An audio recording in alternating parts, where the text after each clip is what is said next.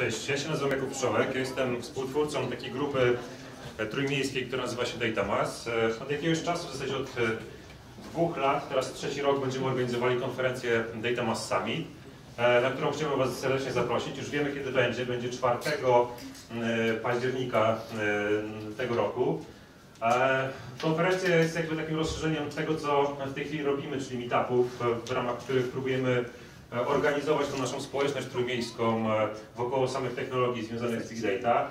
I cieszę się niezmiernie, że nam się to udaje, bo zainteresowanie jest olbrzymie, dużo maili, w ogóle komunikacji socjalowej do nas przychodzi z pytaniami na temat technologii, sposobu odnajdywania się w tym, jak pracować z Big Data. My w ramach swojej inicjatywy, w ramach swojego wewnętrznego community próbujemy też ewangelizować, próbujemy szkolić, próbujemy przekazywać tą wiedzę i doświadczenia, które zdobyliśmy w trakcie no, już w zasadzie powiedziałbym 10-letnich doświadczeń z Big Data. I fajne jest to, że ten feedback jest bardzo pozytywny, że jakby dzięki temu, co od Was otrzymujemy, czyli te maile, te pytania, widzimy, że ma to sens i nadal będziemy starali się tą naszą misję gdzieś tam kontynuować. Dzisiaj przed nami występuje Bartosz Rynarzewski. Bartek przygotował prezentację na temat Kafki. Bartek jest doświadczonym deweloperem javowym, skalowym, koncentruje się wokoło technologii Big Data i tutaj na pewno z całą pewnością ta prezentacja, którą zobaczycie, będzie mocno techniczna i będzie powodowała, że na pewno zainteresujecie się też Kafką jako takim rozwiązaniem, które gdzieś być może będziecie wdrażali u siebie produkcyjnie. To tyle na dzisiaj ode mnie. Nie będę zajmował czasu i opowiadał głupot, także dzięki bardzo, przepraszam jeszcze Skalakowi za sponsoring i za to, że się dołączył do naszego wydarzenia. Dziękujemy również Axiomowi z zeszłego miesiąca. No i liczymy na inne firmy, które będą się dołączały do tego, żebyśmy mogli wspólnie tutaj te nasze spotkania tworzyć i organizować. Dzięki bardzo, pozdrawiam i wszystkiego dobrego. Thanks, Kuba. I was asked to run this meetup in English as opposed to the last month, so I hope that is not an issue for anybody here. I cannot see any raised hands, so I'll continue. Okay, guys. So last month we focused on our colleague Bartosz Rynarzewski focused on machine learning and deep learning algorithms, so sophisticated way of analyzing big data. And it's all great if you are at that stage that you're able to analyze data using such big amounts of data, using such sophisticated algorithms, but believe me or not, most of the organizations is not at that stage. And if you don't have vast amounts of data to perform sophisticated analysis on them, you have to acquire it somehow and integrate it, prepare it, and make it ready for the analysis using such tools. So during this lecture, I will be focusing on these earlier stages of the analysis process, and especially I'll be talking about a tool that will be especially useful in such case. So I'll be talking, as you can see, about Kafka. But let's take a step back. Sorry. Okay. Let's take a step back. I started talking about this data analysis process. So before we can actually do any analysis, we have to acquire, well, first of all, we actually have to ask a big question, why we want to analyze big data, how it could help in our business. So without that, we're actually merely doing a sort of a research without actually set goals here. But anyway, if we have this question, first of all, we need to acquire data. Somehow we need to identify the right sources that we would like to use in the analysis. We need to retrieve data from that sources. We need to do some preliminary queries. We need to understand, in the next step, we need to understand the data, do some sort of pre-analysis, and very, very important, do some cleaning, integration, and packaging for the data to be ready to be analyzed using all this sophisticated algorithm, data science, machine learning, and so on and so on. And as I mentioned, Kafka would be very useful, very handy for these two first steps in this process. We're talking here about, okay, what is actually Kafka? Kafka basically is a high throughput distributed messaging system. So what it does, it actually sends data from one place to another. So it could be used in any, or actually maybe not any, but in many places, because we are all here focusing on big data engineering. We're a big data engineering group. Let's focus on a use case. Sorry, that. Okay, let's focus on a use case with a big data. So in a big data world, Kafka should be really treated as a doorway through which the data comes from the external systems, such as applications, such as financial systems, databases, website, and so on and so on.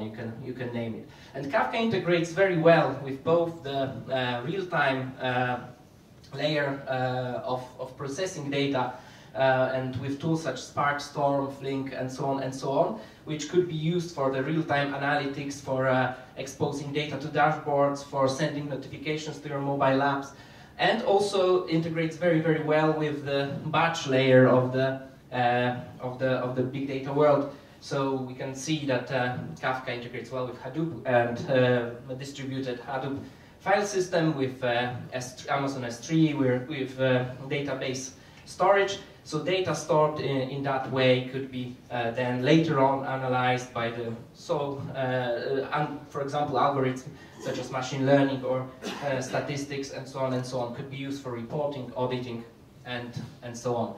So why actually use Kafka? Well, if it just sends data from one place to another, why do not use SFTP, for example, or other transfer mechanism? Actually, the answer here is in this big data. We're talking about the vast amounts of data that are coming at a very, very high speed. So we need a proper system to handle such a throughput. Excuse me. Okay, and what else about Kafka? Kafka is open source system, so means you can download it and you can use it for free. There is a company that is supporting Kafka called Confluent, but the old Kafka source remains free. So what it is else, it is distributed, resilient, tolerant system. I will be talking about that more in the later part of this lecture. And what is very important in case of the big data world is that Kafka is scalable, highly scalable horizontally. So you can put Kafka on a commodity hardware and get clusters of hundreds actually brokers, and that could be able to process millions of messages per second if it is configured properly. So Kafka also is very performant, so we can observe latency below 10 milliseconds when transferring data through Kafka if it is also configured properly. So, and last but not least, Kafka is currently the industry standard. 35% of Fortune 500 companies are using Kafka, and names such as Netflix or Uber are also using Kafka. So when you sit back in your comfy armchair watching Netflix, Kafka is doing heavy lifting, helping Netflix recommender system recommend you the next show to watch. And similar to Uber, so Uber fleet of cars is also monitored by Kafka, and the algorithms such as calculating the price, the fee for a ride is also backed by Kafka under the hood. So that's about praising Kafka. It is not the main part of this, or the main purpose of this lecture. The main purpose of this lecture is to look under the hood and at the high level explain how Kafka actually works. So let's start with a basic concepts of Kafka. So first of all, when data goes through Kafka, it is organized in topics. And topics are actually split into partitions to support distribution of the data into different brokers or different nodes. So what is partition in terms of Kafka topic? Partition is actually an immutable collection of messages that is indexed, and it is indexed with offsets, so-called offsets. And immutable means that we cannot actually change the value of the message that comes into one partition. Messages are always append at the end of the partition, and you can, once it is in the partition, it cannot be changed. It stays there. Maybe not forever because it is a transient structure, but it stays there and cannot be replaced. Okay, one important concept here, that Kafka guarantees the ordering of the messages in the at the partition level. So that's important thing. I'll be mentioning that a few times during this presentation. Just wanted you to remember that it is not the order is not guaranteed based on a topic, but on a partition. So we talked about we talked about topics and partitions, and I mentioned that partitions are supporting the distribution of data on the distributed set of nodes called in Kafka brokers, and so each topic broken into partitions could be found on the number of brokers. So brokers are actually Kafka, I would say, servers, to put it this way. So they are hosted on a virtual machines with CPUs, with RAM, with some disk storage. So as you can see, this is distributed in this example. We have two topics that are distributed among 3 servers. Topic A has 3 partitions on broker 1 to 3. Topic B has 2 partitions on broker 1 and 2. So I also mentioned that Kafka is fault tolerant, but what would happen if we actually took broker 2 down? We would lose partition 2 of topic A and partition 0 of topic B. That could not be recovered. So in order to support or ensure that we have a fault tolerant system, there is Kafka provides something like a topic replication mechanism. And the topic replication mechanism is actually used to replicate partitions and put them on more than one broker node. How many copies of each partition are placed on brokers depends on the so-called replication factor that is set on a topic level. So in this example, we can see that there are 2 partitions of 2 copies of each partition, and they are placed on different server. There is an important concept here of leader partition and in-sync replicas. So leader partition is the only active partition that is being written to or read from at any point in time. And in-sync replicas or replicas are actually following the leader. They are not taking part in writing and reading. They are just copying. They are just mirroring the leader partition. So replicas are not always, or are not always actually, fully in sync with a leader. It depends on an acknowledgement strategy. I will talk about that later on. It depends on an acknowledgement strategy whether it is fully consistent or consistent at any given time, or it is just eventually consistent. So what happens if now in this example, if broker 2 goes down? We'll have a situation where leader partition, so the active partition of topic A, will be no longer available. So the in-sync replica that replicated that partition will become a new leader, and the Kafka clients will write to that partition. So in this example, again, we have a repetition or topic replication factor of 2. Every partition is on 2 servers, which is good, which is better than no replication at all. However, the industry standard is to have at least a replication factor of 3.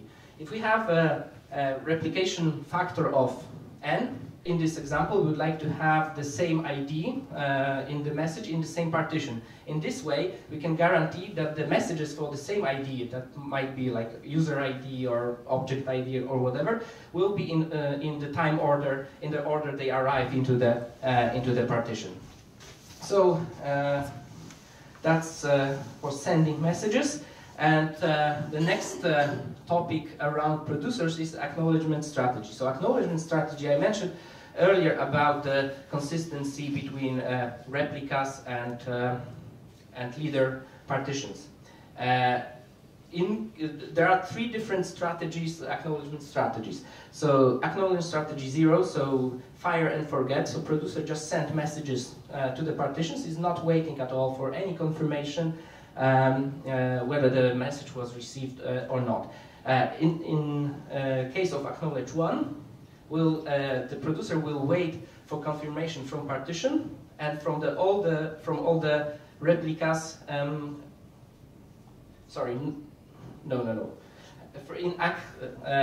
acknowledge 1 equals 1, producer will wait for confirmation just from the leader partition, and in acknowledgement all, the producer will be waiting for confirmation from leader and all the instinct replicas. So we can see that in case of ACK equals all, we'll have all the partitions that will be in sync with the leader partition. So we'll have consistency maintained at any given point in time. That comes at the cost of a performance. So it's always a design decision whether we want what acknowledgement strategy we want to have implemented, because not always we want to have a full consistency between the partitions. Sometimes performance is a key, but as I mentioned during implementation, such decisions need to be made. Okay, so we now have something that sends data to the cluster called producers. Potentially, there's something that reads data, and that's not a surprise that we have also consumers here. So consumers are interfaces that read data from Kafka cluster and send it on to target systems, send it forward to target systems. So consumers come in so-called consumer groups. So each consumer group can contain one or more consumers, and the consumers within the groups read partitions in Kafka cluster. And there is one constraint here. Consumers, one partition can be read by just one consumer within a consumer group. So actually, one consumer can read from more than one partition, but that doesn't break the constraint. So in the example that we have here, we have 2 consumer groups, consumer group 1, consumer group 2.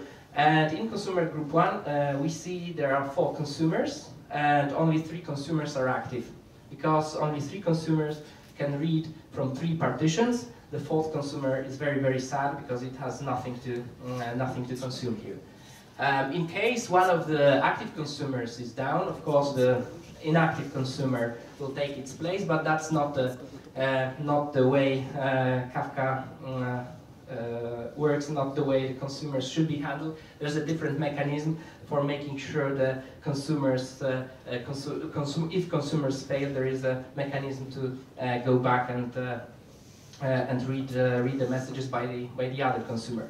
On the other hand, we have a group that consists of just two consumers, and it also reads from the same topic in the Kafka cluster.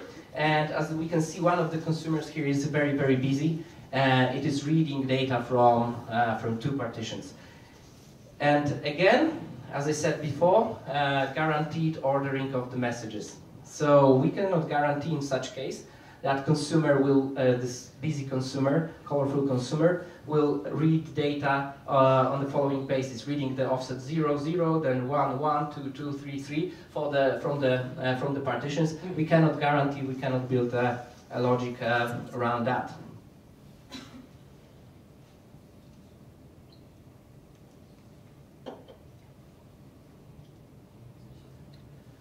Okay, as I mentioned before, there's a mechanism in which we could actually checkpoint which messages at which offsets were already consumed by the consumers.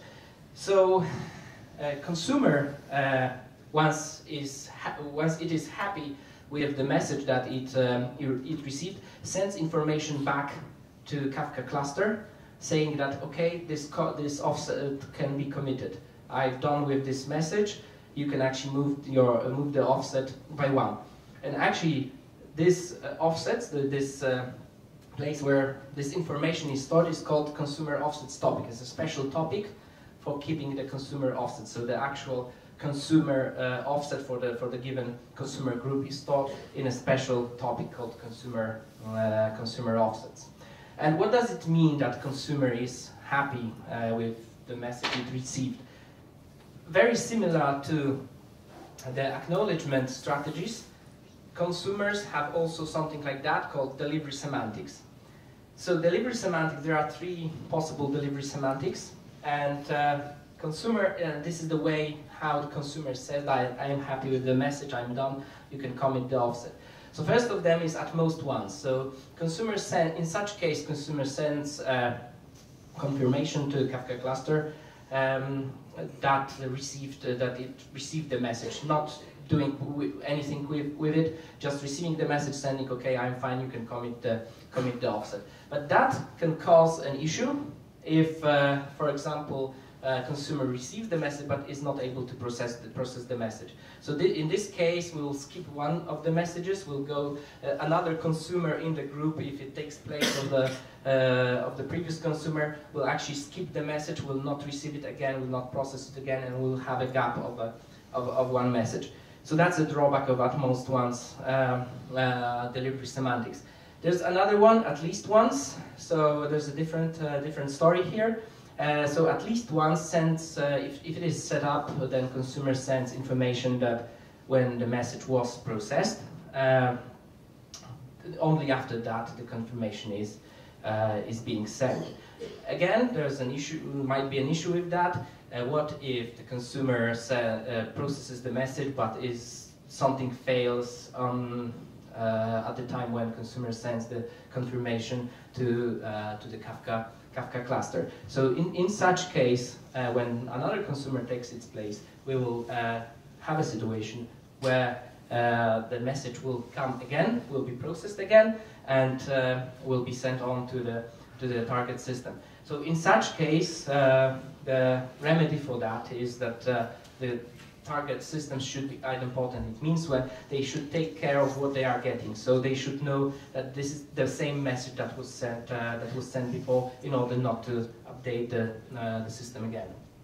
Okay, there's a third one that I will not be talking about here. That's exactly once. That's the best of 3, but that is usually used in a Kafka to Kafka communication using Kafka streams. That's not a part of this short introductory talk. Okay, and the last concept here in this list of basic Kafka concepts is broker discovery. So brokers in a Kafka cluster know a lot about each other. So they know what metadata, they have metadata about each other. They know what topics are stored in different brokers. They know what partitions are stored in different brokers. So why it is useful? It is useful when we have a Kafka client, let's say consumer or producer, that wants to retrieve data, partitions, topics from a certain server.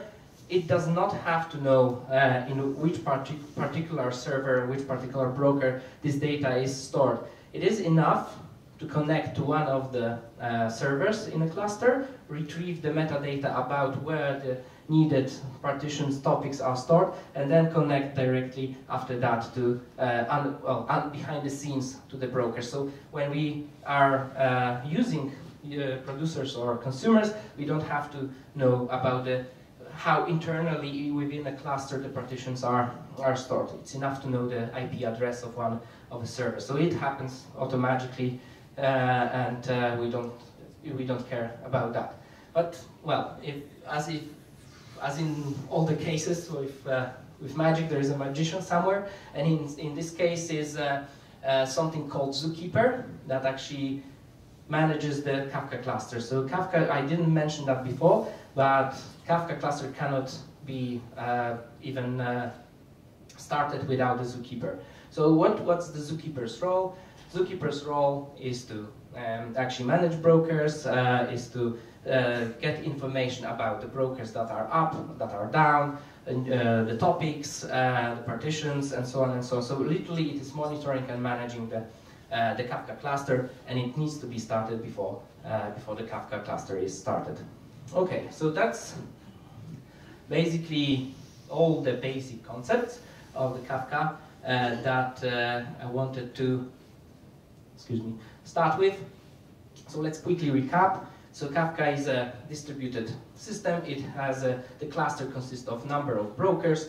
Brokers store data, and data is organized in topics. Topics consist of partitions. Partitions are replicated in order to support fault tolerance. There is a special offset, consumer offsets topic stored in a broker to store the offsets for consumers, for actual offsets for the consumer groups.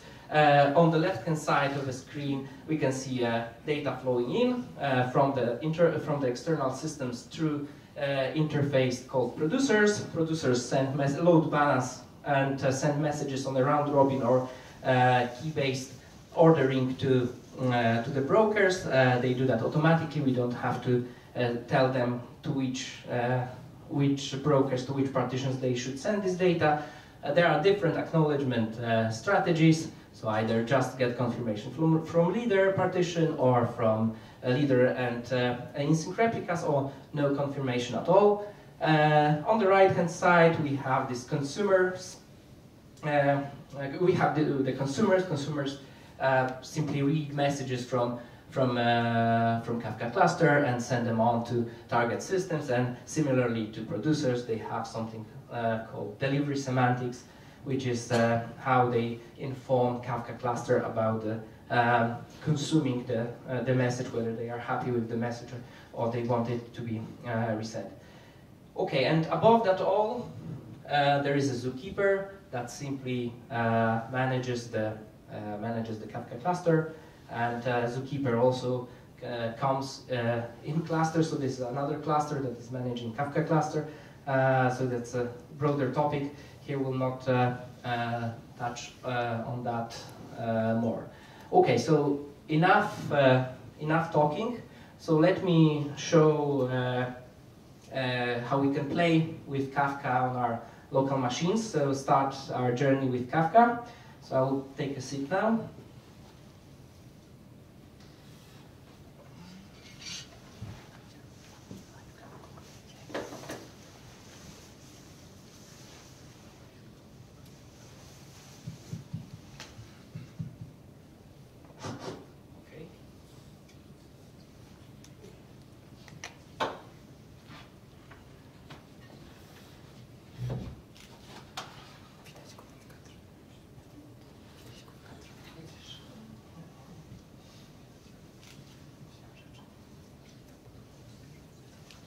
Okay, can you hear me? Okay.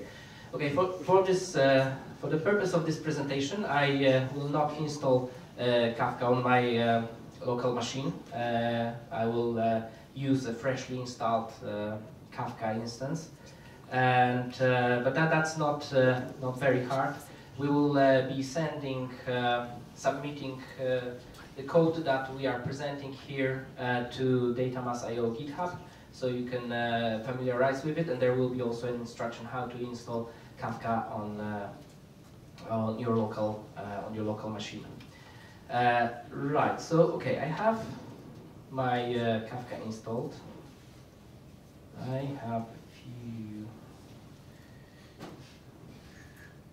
empty command line Windows.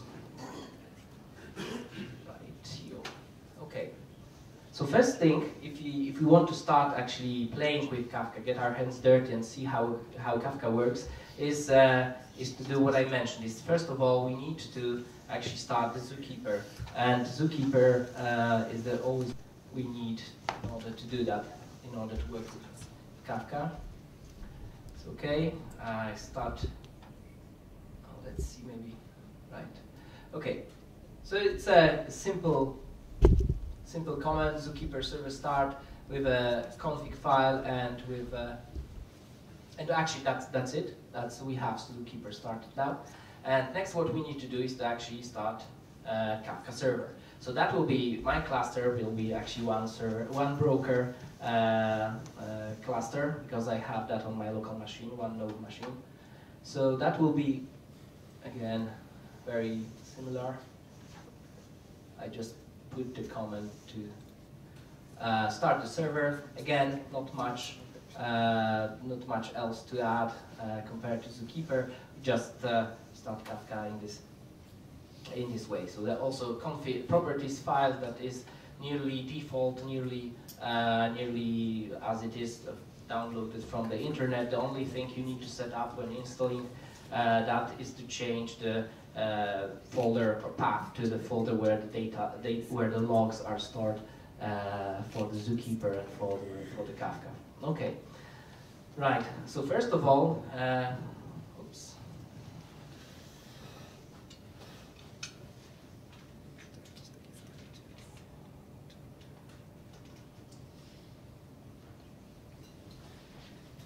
Okay, better now. Right. As I said, this is a fresh installation of Kafka. So first of all, what we would like to have is to have some topics that we can write messages to. So let's see whether we have any topics already. Okay, no topics. Even there is no consumer offsets topic.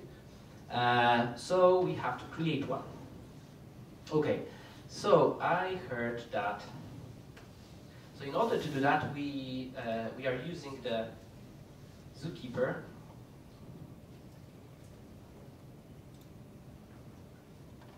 and we're using a topic command.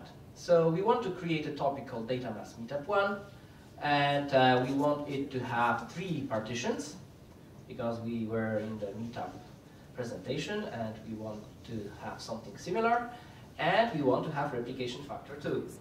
And so we're doing that now. Okay, and we're getting an error. That's fine, because we only operate on one machine now. So we cannot have a replication factor of 2 because there is no other broker where we can store a copy. So we will be more humble now and do just a no replication or replication factor 1. So let's create this topic. Okay, so we have created a topic. Let's check whether it is now created. Okay, we have a topic. So now we can see using another comment, another Zookeeper comment.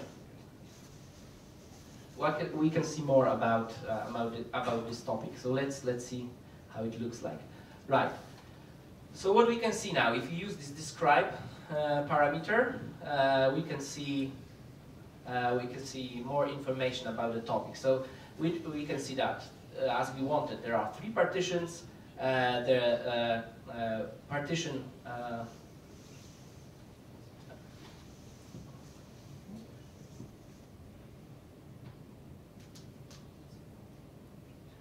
okay, so we can see okay, fine, that there, okay, in case of, if there are no replicas, there is no actually leader, there are no replicas because we are not replicating this, this partition, so we have a very, very basic setup here. Okay, so now let's maybe start playing and sending some messages to this topic. Okay, I will open another window here.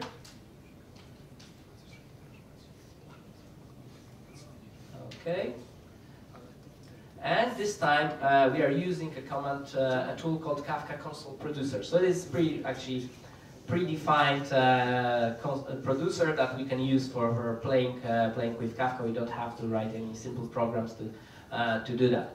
And as I mentioned, we have to provide the IP address of one of the brokers in the cluster. In our case, this is only one, so it doesn't matter.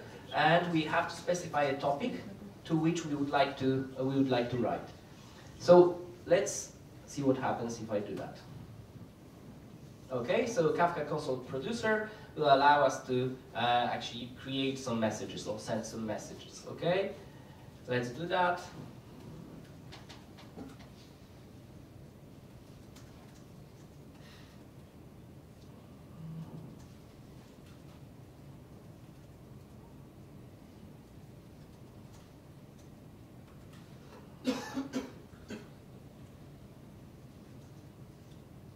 Okay, so we created some messages now, but messages were produced. They are stored somewhere in Kafka cluster.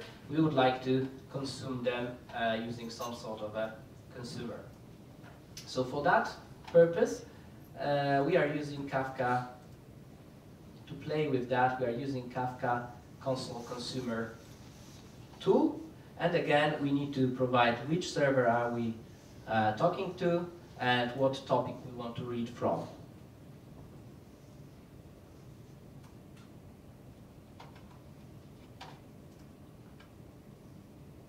Okay, and nothing happens. Right. Why is it so? Because by default, consumers are in a default consumer group that has a topic topic offset set to the latest offset. So simply speaking, they are waiting for new messages to come rather than reading from beginning. There is a way to do that. I will show you later on how to read from the beginning. But by default, the console consumer is actually waiting for the new messages that will come. So let's feed some messages to it.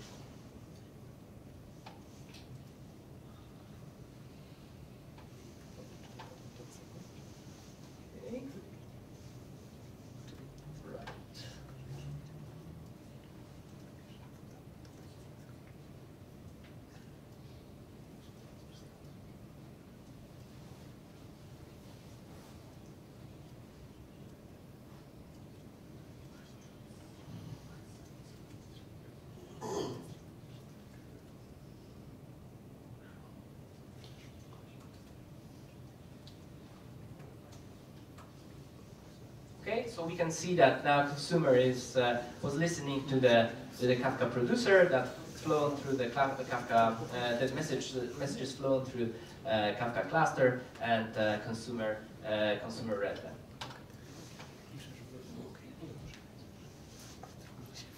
Okay, and I mentioned that it is possible to actually read from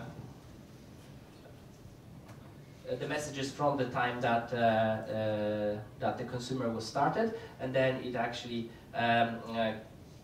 uses the so-called auto reset mode set to earliest. So let's do that now. So we will just add a new parameter here and say from beginning.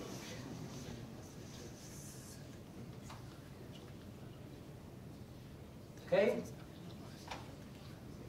Okay. And something interesting happened here. The messages are not in order here. Okay. So why is it happening? Anybody knows the answer? Because of partitioning. Sorry? Because of the partitions. Yes, okay. That's correct. So we have 3 partitions, and as I said, we cannot guarantee the order of the messages between the partitions, only inside one partition. That's why this looks like a scrambled conversation. It is not in the right order. Okay, fine.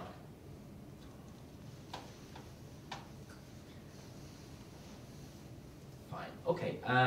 So let's stop now this consumer.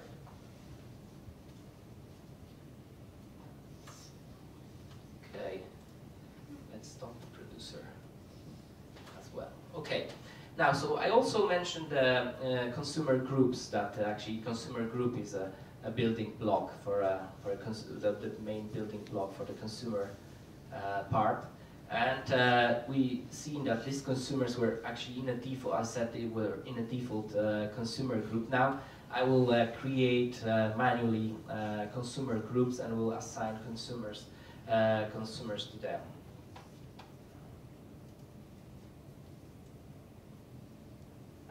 And we'll see how that changes things. So let's go back to here, to our consumer window. And again, we'll have the same command, same topic.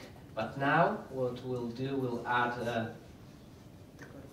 a group called DataMass Application 1. And this console consumer will be part of this DataMass application group. Okay? Consumer is listening now, so we can now again start producer again.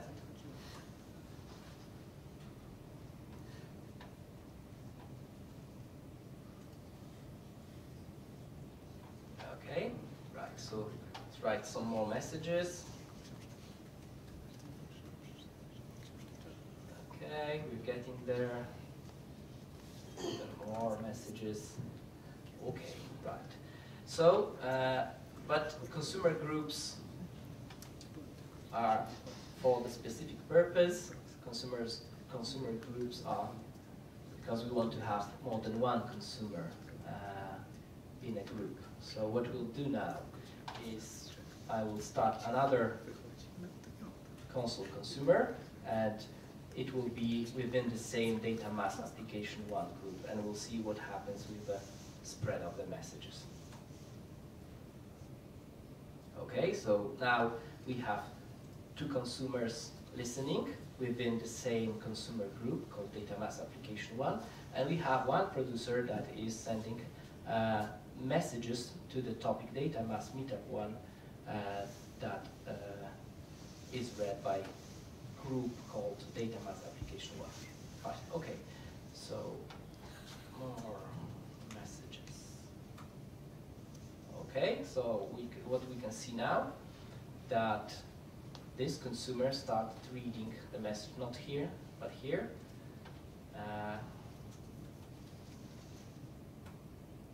Okay, and this time this one gets the message.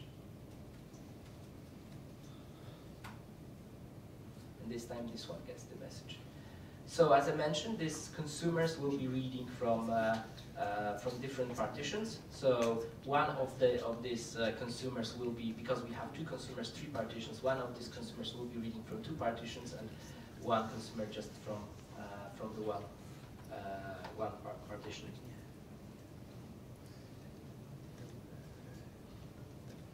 Okay.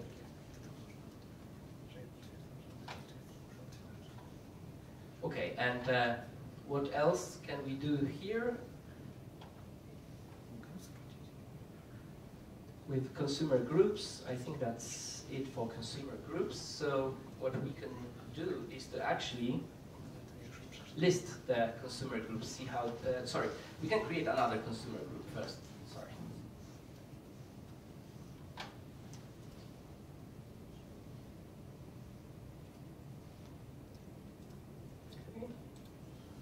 So we can create another consumer group with one consumer that will be reading from the same topic, and it will be reading from beginning. So we should see all the messages that were sent before. Okay, so that's it. Okay, and so for now, we can actually, we created two consumer groups. We can check if I find the empty window. Okay, I'll create one.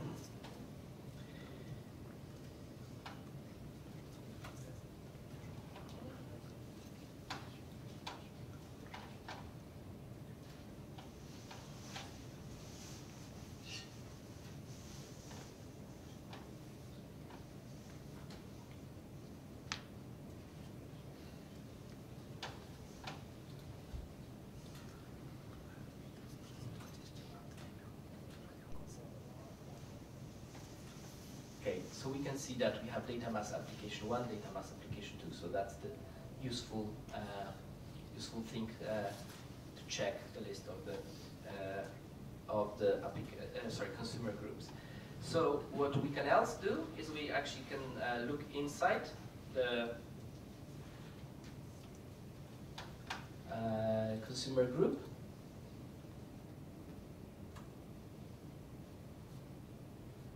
Okay. Sorry. So see more information about the consumers it contains and partitions that it reads. So we can see that in this consumer, sorry for that. Thank you. Bigger, sorry.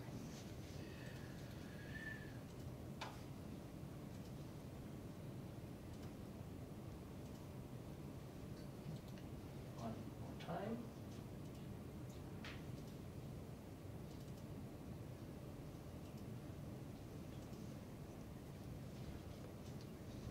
Okay, now that's better. So what we can see here is actually the partitions that are being read by this consumer group. So the topic is split into 3 partitions, and we can see which consumers are actually reading which partition. So we can see that partition 0 and 1 are read by the same consumer, and partition 2 is read by a different one. But it is also nice to look at is to actually the current offset. So we can see within the consumer group which is the current offset for a given partition. So which offset was the last to be committed by the consumer in such partition. And we can see which is the current and which is actually the last log in the last offset in the log, and we can see how many messages is this group behind in terms of these partitions.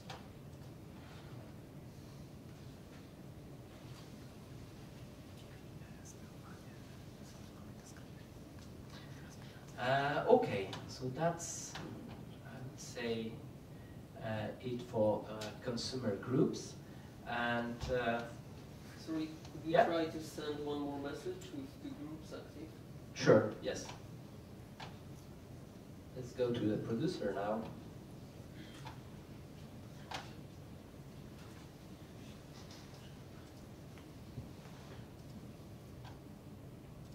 Where is our producer?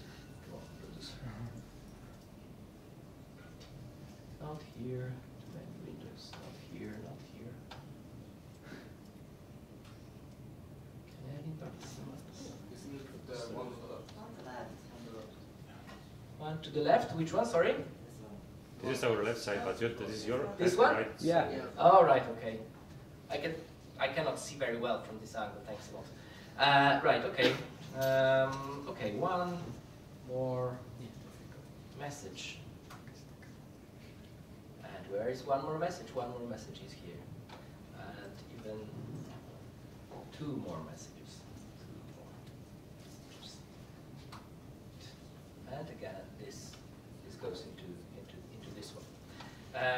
Okay, what we can do is actually... Sorry, and what about the second group? Because those 2 consoles are related to the first group. To the first group, correct, yes. And the second group, if we find it... Yes, we need those 2, I guess. Okay, we need those 2 guys, right. Consumer, where are you? Okay, yes. So you can see this one has only 1 consumer and gets 1 more message, 2 more message because it was active. So that's how it works. So what we can do is actually we can reset the offsets for the consumer group manually as well. So what we can do before we do that, we actually need to stop the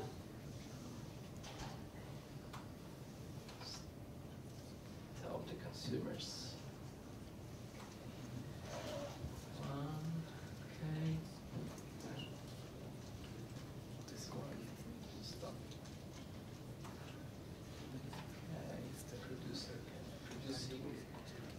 fine. So,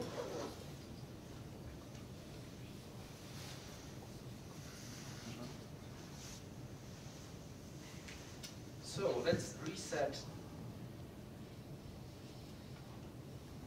Okay, let's reset. So there's a convenient also, convenient parameter here, which is reset offsets, and there are a few possibilities here.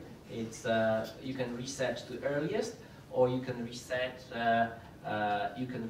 by a given number.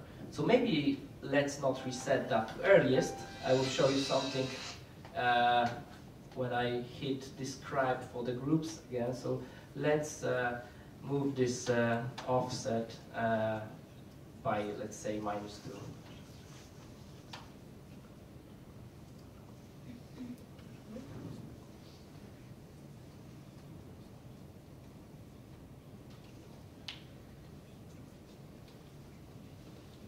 Okay, fine. So what we are doing here, well, for some reason we want to we want offsets to be reset and moved to offsets back. Let's for the topic DataMass Meetup 1.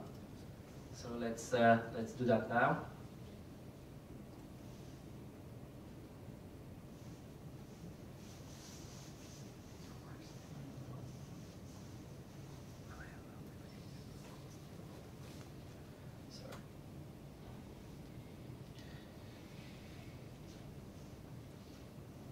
Okay, right.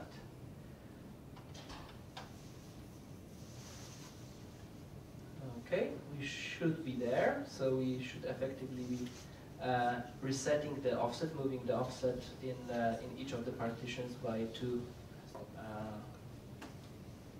to the past. Okay, so let's see. So if our experiment worked, now if I start a consumer in the application 1, I should get just 2 messages from each partition.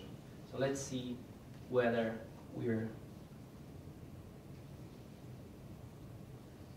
successful here. So okay, Kafka Processor, mass. Okay, topic DataMass Meetup, group DataMass Application. Okay, let's see what happens. Okay, as we can see, we actually moved the offset by 2, so we can reprocess 6 messages. So each 2 messages were retrieved here from each partition. Okay, so that's actually it for the command line interface. Now I would like to show you also how to do a simple producer and simple consumer in Java. Give me a second to set up.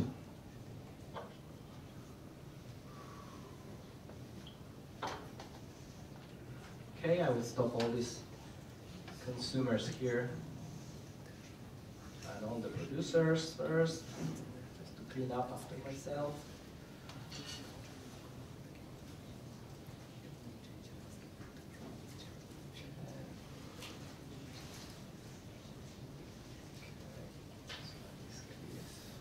Okay, this one. Yes. Okay. Right, and for the purpose of this presentation, I have prepared code that will be reading data, the producer that will be also a Twitter client that will be reading data from Twitter and will be sending it to the Kafka cluster. So it will be sending to the Kafka, I would say, server that is running on my machine. It will be retrieving tweets using the Twitter client from the internet, and we'll be sending them to a consumer that is also will be written in Java. So let me show you how that works. So I will not code it as I speak. Sorry. Just show you the final effect here. Okay, where to start? So in order to do such thing like a Kafka Twitter producer that reads and filters tweets, I got some help from this place. So this is a Hostbird client. This is a Twitter client that can connect to Twitter and to retrieve tweets. So I just used some instructions that I found here to build it. Okay. Fine. Okay. So in essence what we need to do here, it's actually we need to create this Twitter client based on this Hostbird client. We need to connect to Twitter, and then we need to create a simple Kafka producer, and then in the loop send tweets that were retrieved by a client to Kafka. So this will be sending will be happening here. So we will create a new topic called DataMass tweets, and we'll be sending those tweets to this topic. The tweets will be polled here using the client.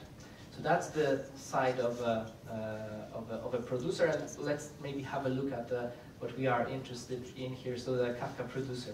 So Kafka producer, to create actually Kafka producer, it doesn't require you to create the very basic Kafka producer. Doesn't require you to write much more code than doing that in a command line interface. So we just add some basic parameters. So one of them is crucial. So we need to provide information about what server the producer will be connecting to. Just simply serializer classes will be sending strings, so that's enough. And this is enough for the properties to start with.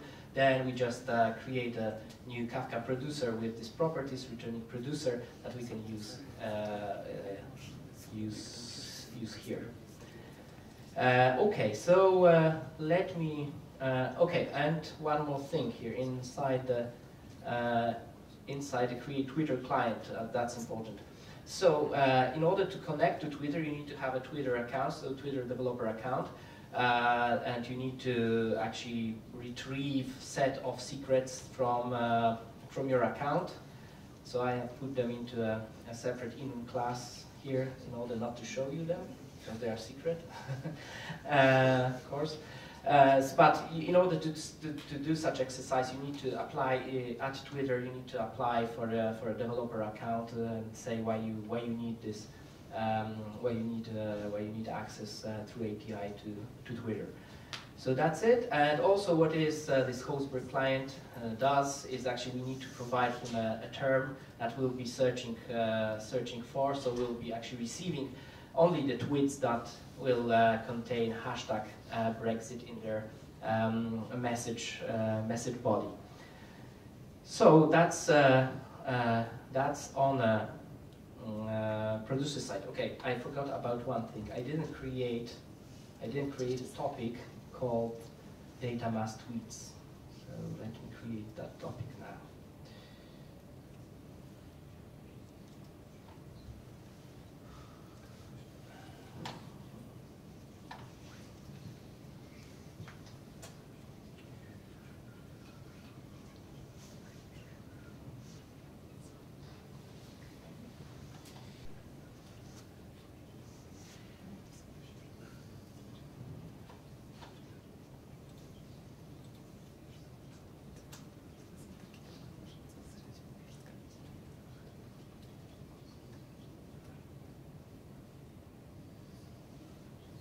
No, sorry, not that. Zookeeper.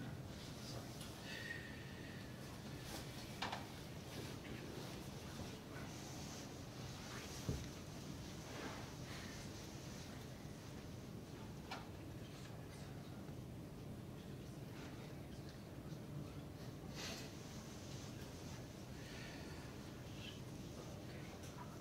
That is better now. Okay, we're fine. We can check whether that was created. Okay, before starting the producer.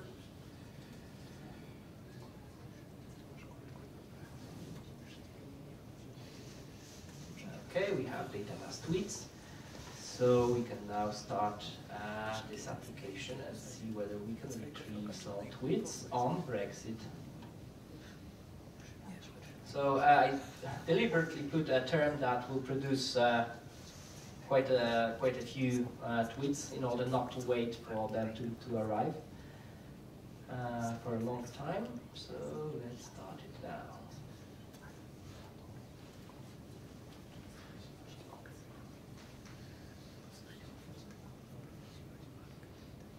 Okay, we can see the tweets are coming.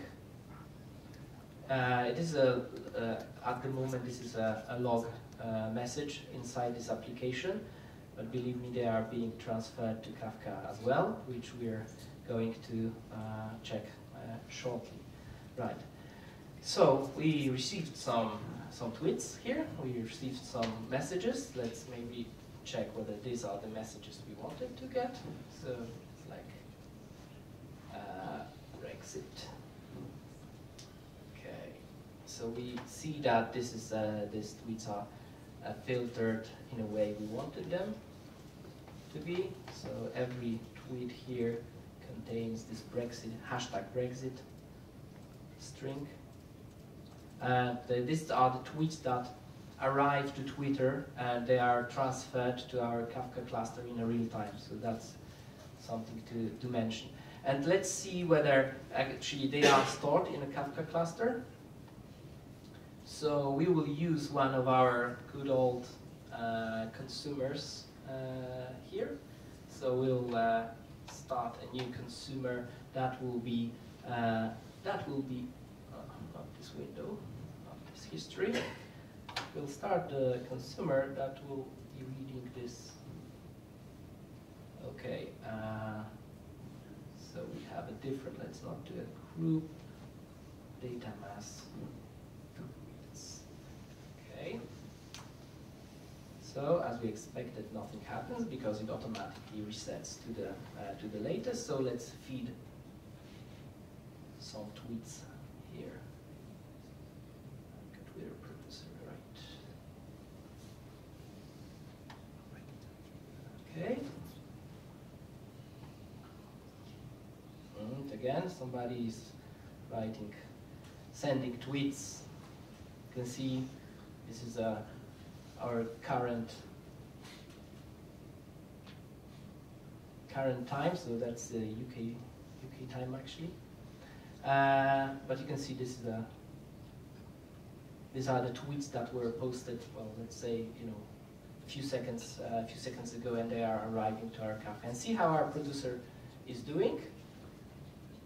Okay, so this is our producer. Our consumer. Our consumer is getting these tweets as they arrive. Okay, so now let's stop sending stuff. Let's stop actually bothering Twitter, and we'll see that nothing new comes. Nothing new is consumed by the consumer. Fine, okay, so that was the Kafka Twitter producer. I also created a simple Twitter consumer. So in case of Twitter consumer, it's even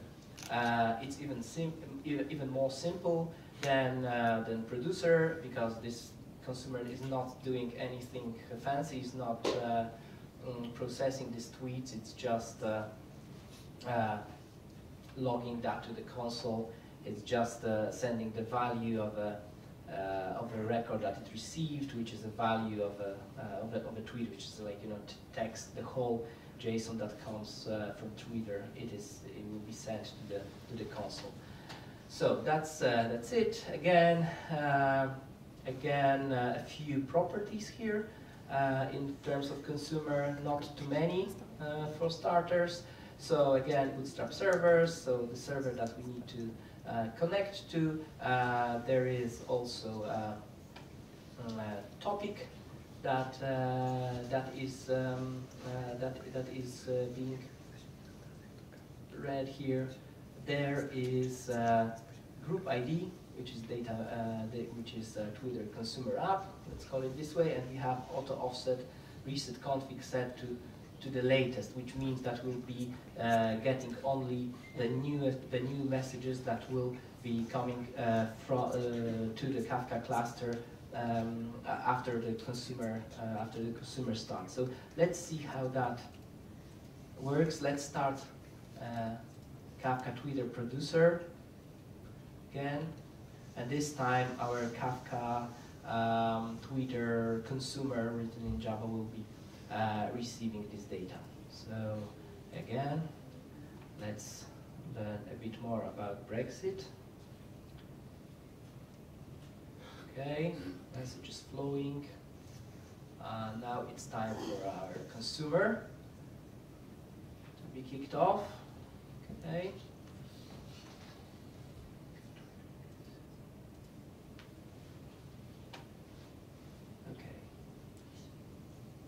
Okay, and what we are getting, we're getting only the messages that were sent after this consumer within a Twitter consumer app group was started. So we'll see that. Let's maybe stop this consumer. Let's stop this producer, and let's see what was the timestamp of the first one in the consumer. In the consumer, that was this one. In the producer, it should be earlier. Okay.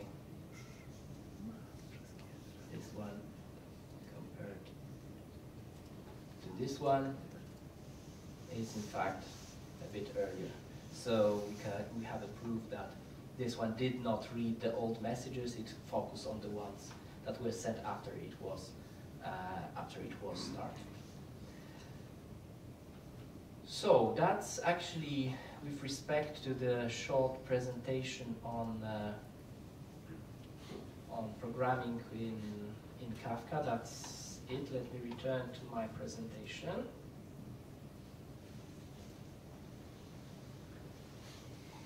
Okay, Kafka 101. That was it.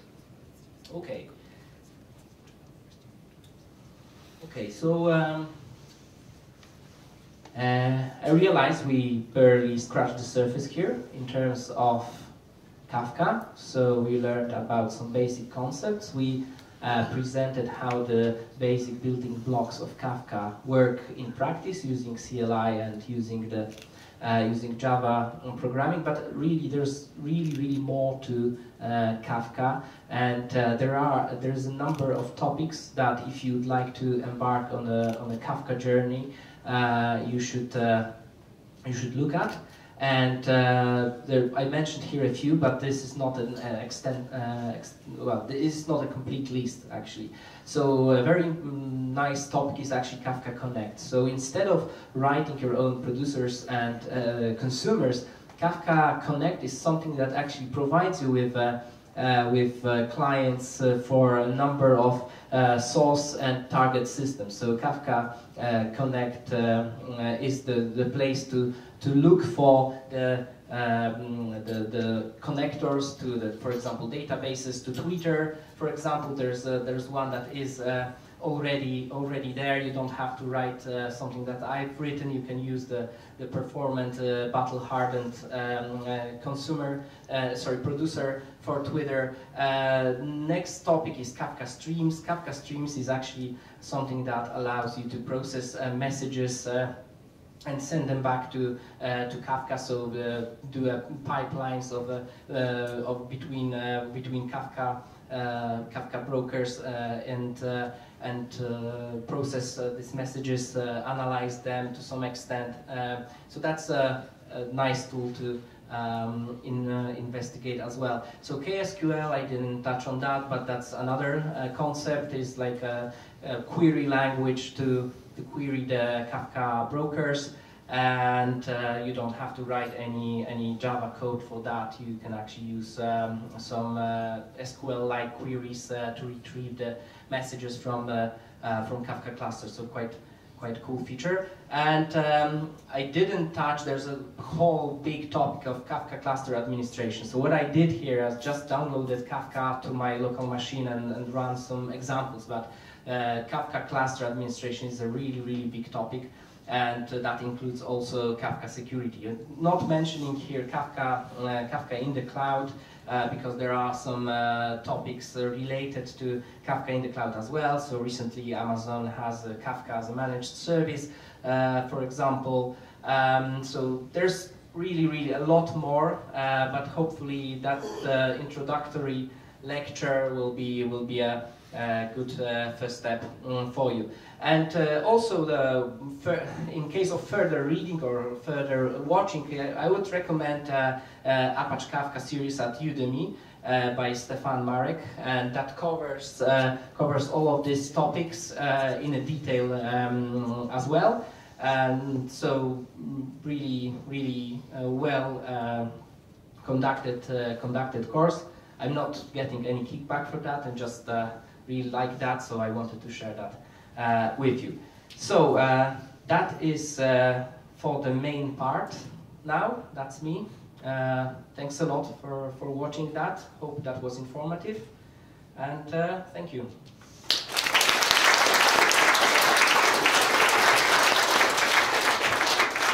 Ja szybko jedną rzecz chciałbym dodać. Tutaj Bartek zaczął mówić o Kafka Streamsach.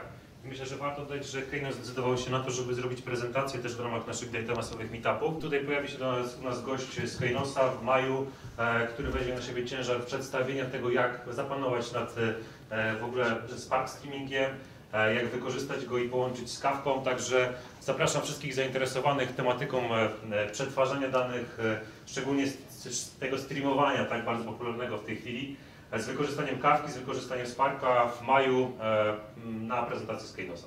Także dziękujemy Bartkowi i dziękuję również Państwu.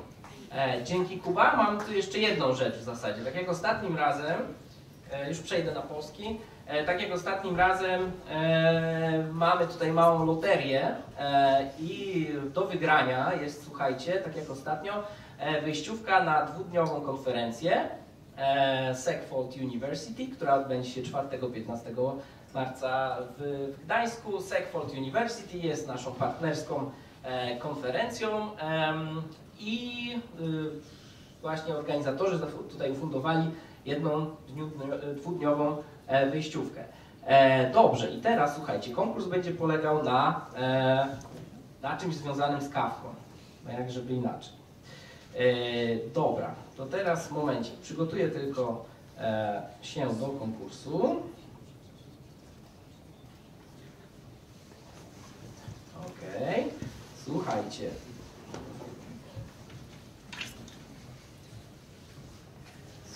Słuchajcie, dobra. Powiem tak. Pierwsza osoba, która wrzuci na Twittera tweeta z hashtagiem #DataMass, pisane #data, duże D, duże M, #DataMass, dostanie taką wejściówkę.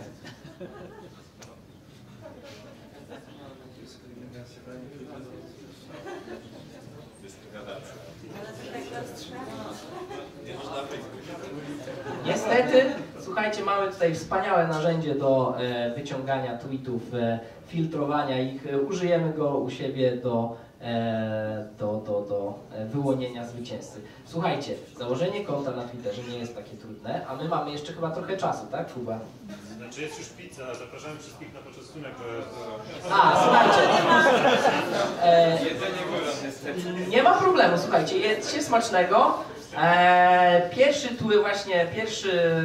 tweet, który się pojawi, hashtag DataMass u nas tutaj w moim kawkowym konsumerze, to jakby dostanie jego właściciel, jego nadawca, dostanie dwudniową tutaj wejściówkę na dwudniową konferencję Sackport University.